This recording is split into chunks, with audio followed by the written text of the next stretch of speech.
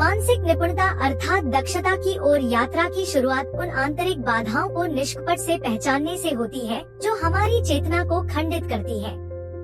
पतंजलि श्लोक 1.30 में इन्हें 9 मुख्य बाधाओं या अंतरायों के रूप में पहचानते हैं। शारीरिक बीमारी, मानसिक सुस्ती, संदेह, टालमटोल, आलस, इंद्रियों के प्रति आसक्ति, गलत धारणा, एकाग्रता की स्थिति तक पहुंचने में असमर्थता और एक बार पहुंचने के बाद उसे बनाए रखने में असमर्थता। ये भटकाव अर्थात बाधाएं किसी खालीपन में मौजूद नहीं होते। श्लोक 1.31 के अनुसार ये 7 ही लक्षणों के माध्यम से प्रकट होते हैं, जैसे कि मानसिक कष्ट, निराशा, शारीरिक कंपन और अनियमित सांसें, जो एक बिखरे हुए मन के शारीरिक संकेत के रूप में काम करते हैं। भगवत गीता की शुरुआत में अर्जुन ने अध्याय 1 में अपनी स्थिति बताई है। निमित्तानि च पश्यामि विपरीतानि केशव, न च श्रेयोनुपश्यामि हत्वा स्वजन माहवे। अर्थात मेरा पूरा शरीर कांप रहा है, मेरे रोंगटे खड़े हो गए हैं, मेरा गांडीव मेरे हाथ से फिसल रहा है और मेरी पूरी त्वचा में जलन हो रही है।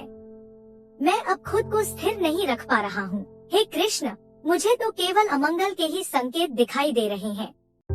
इस बिखराव का मुकाबला करने के लिए श्लोक 1.32 में मुख्य सुझाव एकाग्रता अर्थात एक बिंदु पर ध्यान केंद्रित करना का समर्पित अभ्यास है, ताकि ध्यान की टिमटिमाती लौ को स्थिर किया जा सके। हालांकि पतंजलि यह मानते हैं कि एक शांत भावनात्मक आधार के बिना केवल सूखा ध्यान केंद्रित करना कठिन है। इसी बात को ध्यान में रखते हुए श्लोक 1.33 में कुछ गहरे मनोवैज्ञानिक उपाय बताए गए हैं, जो कुछ विशेष दृष्टिकोणों को अपनाकर मन को शुद्ध करने का सुझाव देते हैं। सुखी लोगों के प्रति मित्रता का भाव, दुखियों के प्रति करुणा, सदाचारी लोगों के प्रति प्रसन्नता और दुराचारी लोगों के प्रति शांत उदासीनता का भाव रखना। इन सामाजिक भावनात्मक कुंजियों से परे यह ग्रंथ विभिन्न स्वभावों के अनुरूप ध्यान के लिए कई तरह के आधार अर्थात एंकर प्रदान करता है। इसकी शुरुआत श्लोक 1.34 में नियंत्रित सांस छोड़ने और सांस रोकने के अभ्यास के माध्यम से सांस के शारीरिक नियमन से होती है।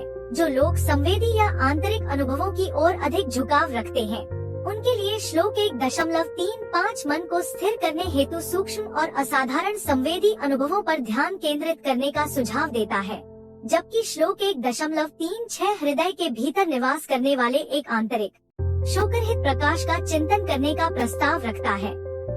यदि कोई बाहरी प्रेरणा की तलाश में है, तो श्लोक 1.37 उन महान विभूतियों के जीवन और मन पर ध्यान करने की सलाह देता है, जिन्होंने सांसारिक आसक्तियों को पूरी तरह से पार कर लिया है और जो मुक्ति का एक मार्गदर्शक अर्थात ब्लूप्रिंट प्रदान करते हैं। अधिक गूढ़ विषयों में रुचि रखने वाले साधकों के लिए श्लोक 1.38 यह सुझाव देता है कि स्वप्न या गहरी नींद की अवस्थाओं के दौरान प्राप्त अंतर्दृष्टि और साक्षी चेतना का उपयोग स्थिरता के लिए एक मुख्य आधार के रूप में किया जाए।